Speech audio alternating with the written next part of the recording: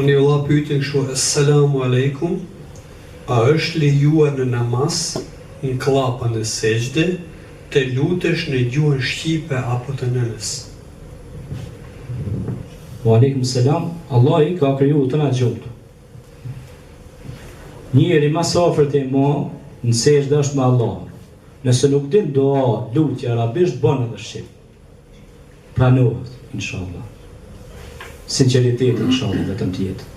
Dhe lidhja direkte me Allah. Fatihan ta lexoj shqip bon. Ha? Fatihan shqip bon ta lexoj. Shqip? Po. Jo, Fatihan jo.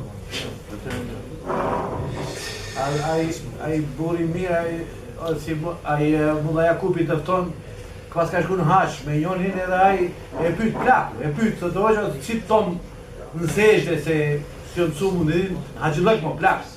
Soi ku për mu. Ka thonë. Edhe ai që mundet sejdë do të thotë shqip, do të thotë ku për mu. Kur din thotë subhana rabbiyal ala. Jo, ishte për dua.